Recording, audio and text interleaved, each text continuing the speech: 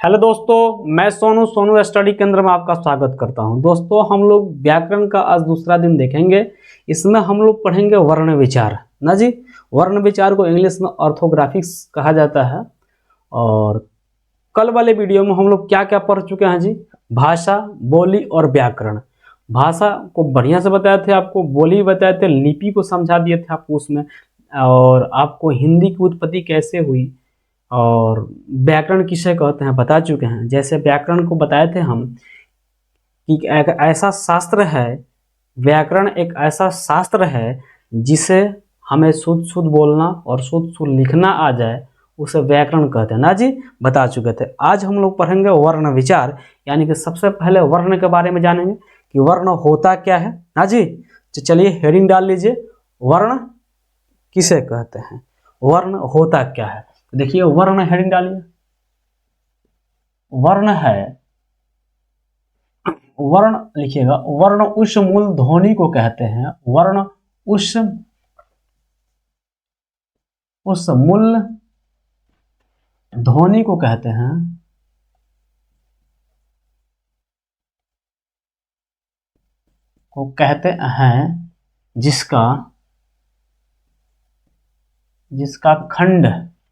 जिसका खंड या टुकड़ा नहीं किया जा सके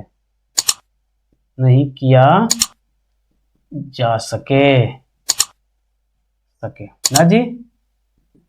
यानी कि वर्ण वह मूल ध्वनि है, या वर्ण उस मूल ध्वनि को कहते हैं जिसका खंड या टुकड़ा नहीं किया जा सके। जैसे एग्जाम्पल में लिख देते हैं आपको, मतलब एग्जाम्पल में समझाते हैं। जैसे एग्जाम्पल में लिखिएगा, जैसे एग्जाम्पल नहीं लिखकर जैसे लिखेंगे। हिंदी पढ़ते हैं ना जी, तो हिंदी जब पढ़ रहे हैं तो एग्जाम्पल ना लिखकर क्या लिखेंगे, जैसे में जैसे क हलंत लिख दिए, यानी कि आधा क लिखे हैं, पूरा क नहीं। हलंत का मतलब होता है आधा क। जैसे लिख दिए हर्ष दीर्घ हर्ष ई, और लिख देते हैं ख ग, ऐसे लिख दिए। समझिए कि यह क्या है जी, वर्ण है। तो वर्ण को तोड़ नहीं सकते हैं हम। तो अगर आपसे पूछ दे हम कि बाबू थोड़ा आप बताइए, राधा शब्द में कितने मूल ध्वनि हैं, तो आप क्या बताइएगा कि सर ये क्या पूछ दिए। तो आपको हम बताने जा रहे हैं राधा शब्द, यानी किसी शब्द में आप निकाल सकते हैं कि मूल ध्वनि कितनी है। तो आप एक बार कमेंट बॉक्स में लिखिए राधे राधे, तब हम बताएंगे राधा शब्द में कितने मूल ध्वनि हैं। एक बार लिखिए कमेंट बॉक्स में राधे राधे। चलिए देखिए, हम बता रहे हैं आपको राधा शब्द में मूल ध्वनि कितना है। तो हम बोलेंगे कि बाबू 4 मूल ध्वनि है। तो आप बोलिएगा गुरुजी कैसे, इसमें तो 2 ही दिखाई, र और ध दिखाई दे रहा। बाबू र और ध ही मूल ध्वनि नहीं है, उसमें छिपी मात्राएं भी मूल ध्वनि के रूप में आती हैं। जैसे र हलंत है एक ध्वनि, और आ की मात्रा है, प्लस में ध और फिर आ की मात्रा।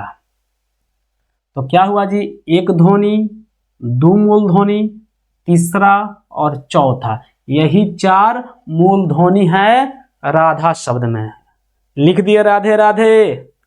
चलिए अब आप बताइए कमेंट बॉक्स में कि राम शब्द में कितने मूल ध्वनि हैं, कितने मूल ध्वनियां हैं, कितने मूल ध्वनि, क्वेश्चन मार्क लगा दे रहे हैं। आप बताइए मुझे कमेंट बॉक्स में। जैसे राधा में आया है 3, वैसे राम में कितना आएगा। तो आप दूसरे शब्द में वर्ण को कह सकते हैं, वर्ण को जैसे दूसरे शब्द में कह सकते हैं अखंड मूल ध्वनि को, जैसे जिसका खंडित न किया जाए, यानी कि अखंड मूल ध्वनि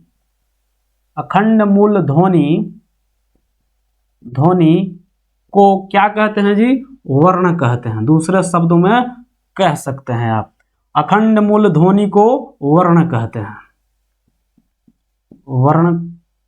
हैं ना जी। तो वर्ण कहते हैं। अब आपसे हम पूछ दे कि हिंदी वर्णमाला में कितने वर्ण हैं।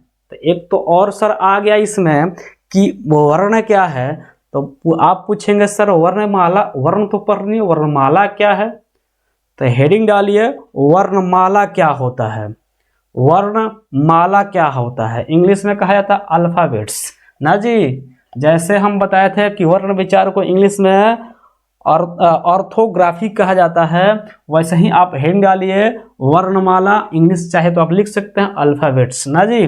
जैसे वर्णमाला क्या है, तब बाबू आप समझते हैं फूलों का माला।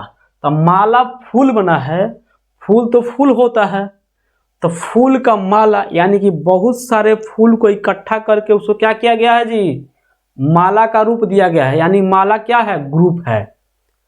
तो फूल का माला, फूलों का समूह, यानी कि फूल का क्या है जी, इकट्ठा किया गया है। वैसे ही आ गया वर्णमाला, तो वर्णों के समूह को वर्णमाला कहेंगे ना जी। तो आप लिख दीजिए एक शब्द में वर्णों के समूह, वर्णों के समूह को क्या कहते हैं जी। बार बार हम रिपीट कर रहे हैं कि आपको याद हो जाए, सुन सुन के आप मुझे सुन रहे होंगे तो आपको याद हो जाएगा कि हम बार बार बोलते हैं कि वर्णों के समूह को वर्णमाला कहते हैं।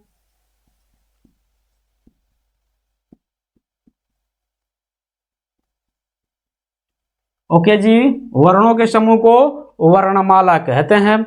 अब आपसे पूछ दें कि वर्तमान में वर्णमाला में कितने वर्ण हैं, तो आप बताइएगा कि गुरुदेव 52 जो वर्ण है वर्णमाला में है। कितने वर्ण है जी, 52 वर्ण। यानी कि वर्णमाला में आप खूब सुंदर राइटिंग में कॉपी बनाइएगा, यानी कि फेयर का कॉपी जो होगा बहुत ही सुंदर राइटिंग में बनाइएगा। आप राइटिंग एग्जाम में बहुत मायने रखता है आपके लिए, इसलिए सही ढंग से तरीका से एक दो पेन का यूज कीजिएगा, लाल ब्लू या ब्लैक जो भी है अच्छा से बनाइएगा, ठीक है जी, जो देखने में सुंदर लगे। लेकिन वहाँ एक ही पेन का यूज करना होता है एग्जाम में, ठीक है जी। लेकिन कॉपी में अच्छा लगे, पढ़ने में मजा आए, वैसे कॉपी को बना जाए कि कोई पढ़े या आप पढ़ें तो उसे पढ़ने का मन करे। ऐसा नहीं कॉपी खोलते ही समझ में आना बंद हो जाए, दिमाग क्लोज हो जाए, ऐसा नहीं करना है, ठीक है जी। चलिए वर्णमाला में क्या है जी, वर्णों की संख्या 52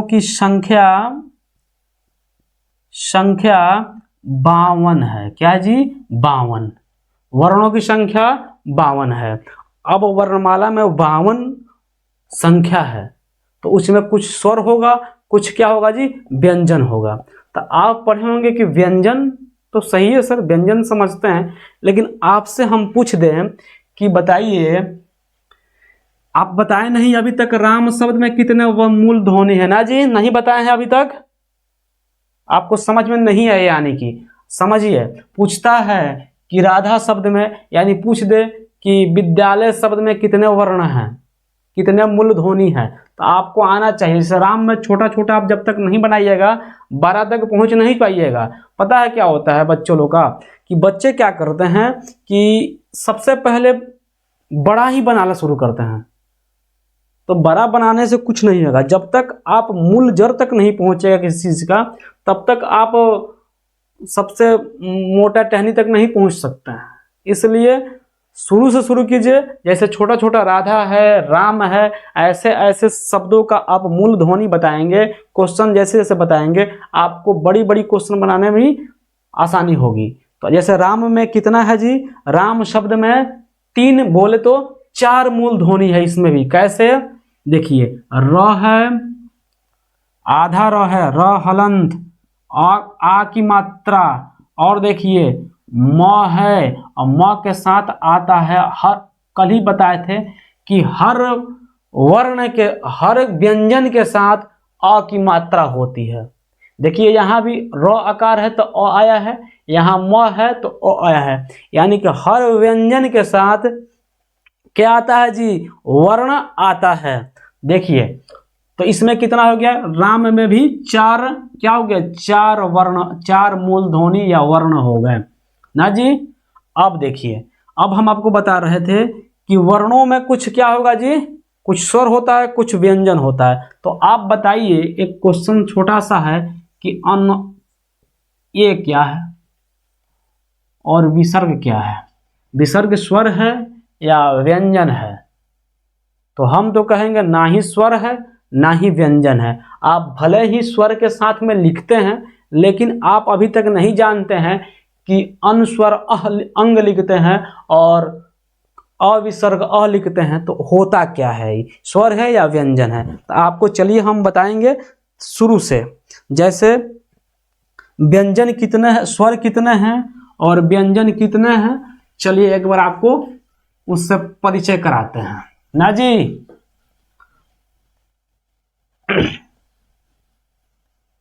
इसको मिटा दिए आप।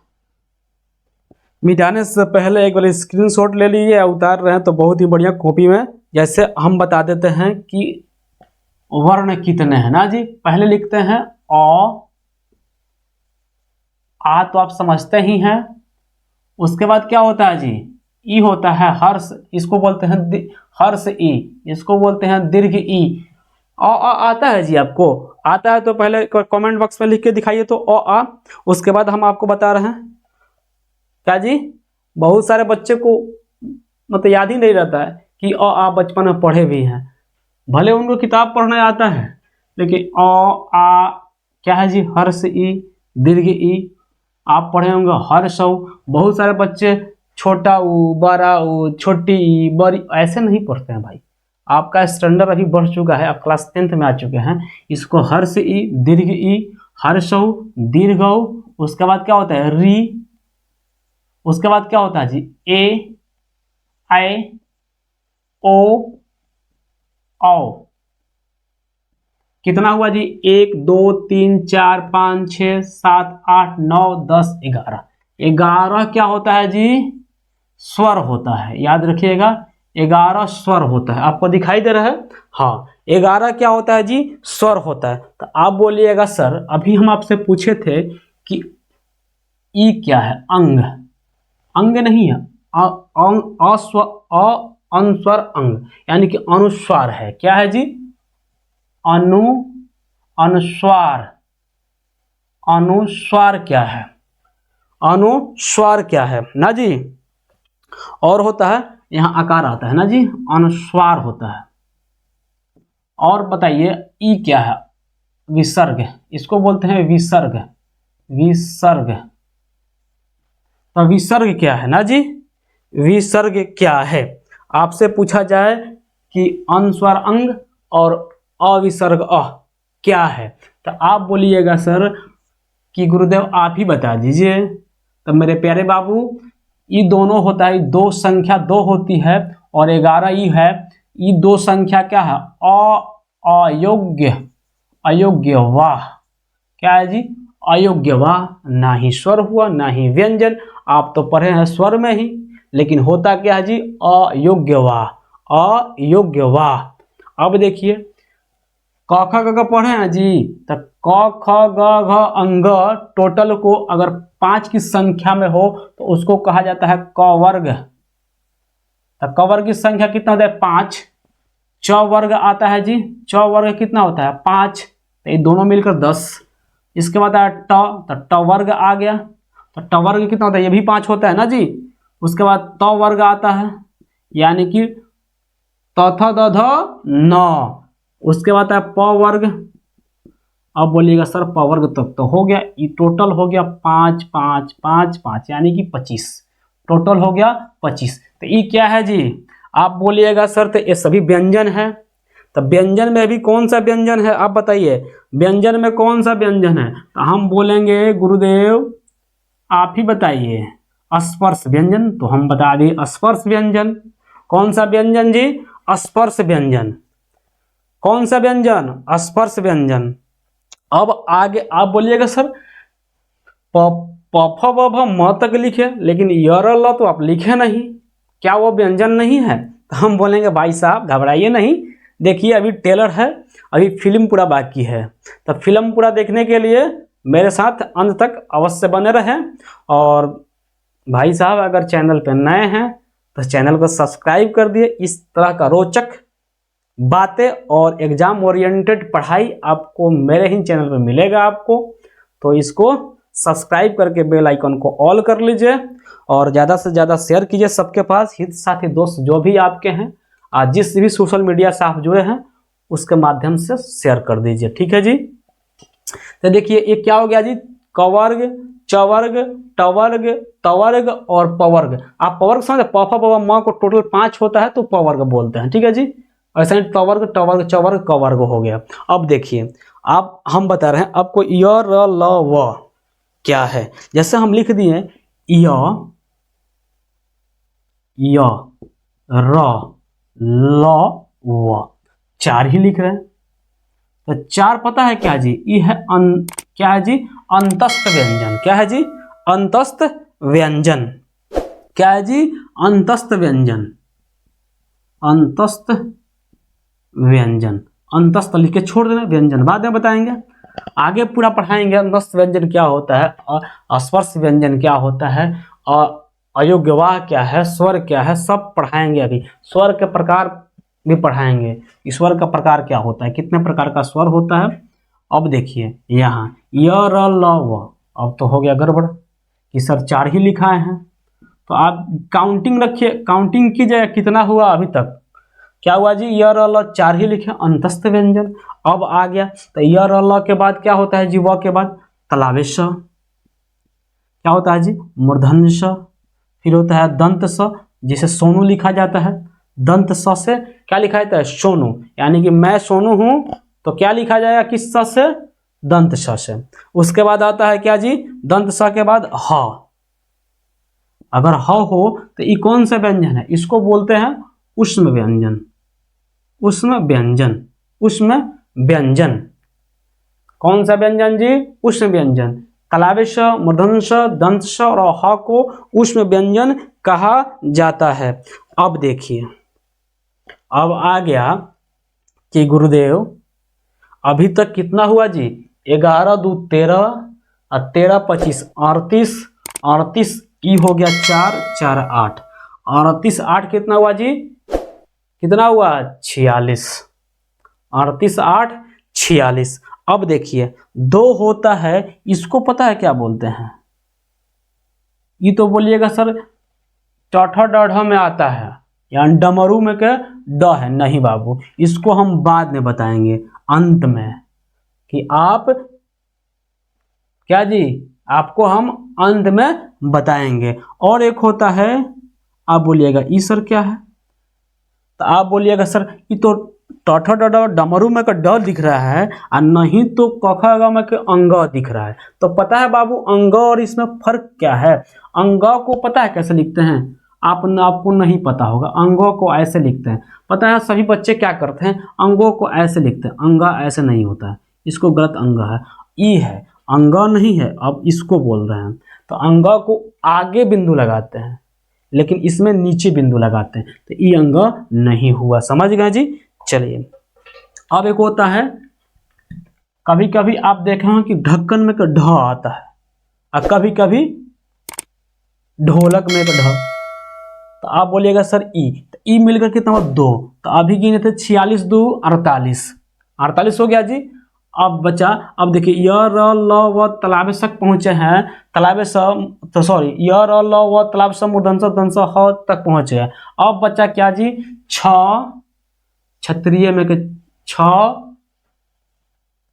त्र और ज्ञ, क्या हुआ जी 3। तो ये क्या है जी, संयुक्त व्यंजन, यानी कि इसको आप बोल सकते हैं संयुक्त व्यंजन। संयुक्त व्यंजन, अब पता है संयुक्त व्यंजन में अब बताइए य र ल व तलाब स मूर्धन्य दंस ह छ त्र पढ़ते हैं, लेकिन आप कभी पढ़े हैं कि श्रवण में का स्र कहाँ आता है। श्रवण में का स्र क्या है, स्वर है, व्यंजन है।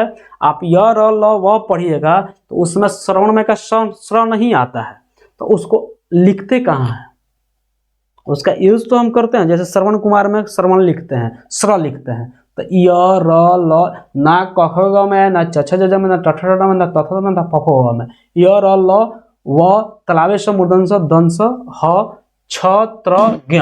लेकिन अब लिखे श्रवण में के स्र कहाँ गया, तो श्रवण में के स्र जो होता है ना जी, ये भी आता है, ऐसे लिखते हैं श्रवण में के श्र। आखिर हम बताएंगे कि इसको संयुक्त व्यंजन क्यों कहा जाता है। यानी कि श्र का निर्माण संयुक्त है, तो संयुक्त आप समझते इकट्ठा होना, यानी किसी ना किसी से मिलकर बना है। तो हम बताएंगे छ, त्र, ज्ञ और श्र किससे मिलकर बना है। ठीक है जी, आज यहीं पर वाणी को विराम देते हैं और मिलेंगे कल, इसके बाद से कंटिन्यू करेंगे। ठीक है जी, तो आप मुझसे जुड़िए और जुड़ कर मुझसे बेनिफिट जरूर उठाइए और सबसे बोलिए कि ग्रामर भी शुरू हो चुका है और लिंक को शेयर कर दीजिए। और अगर आप चैनल पर नए हैं, यहाँ तक आप मुझसे सुनते आए हैं, तो भाई साहब आपका परम धर्म है या कर्तव्य है कि एक बड़े भाई का गुजारिश का पालना करें कि चैनल को सब्सक्राइब कर दें और बेल आइकन को ऑन कर लें। मेरे लिए तो भाई मैं आपको पढ़ाऊंगा, आप कैसे भी चैनल को सब्सक्राइब करें या ना करें, आप तो पढ़ ही लेते हैं, लेकिन इस तरह का वीडियो आपसे छूटे नहीं, इसलिए चैनल को सब्सक्राइब करना जरूरी है। ठीक है जी, तो आप चैनल को सब्सक्राइब कर ही लीजिएगा, समझ गया ना। तो मिलते हैं कल एक छोटे से ब्रेक के बाद। Thank you for watching.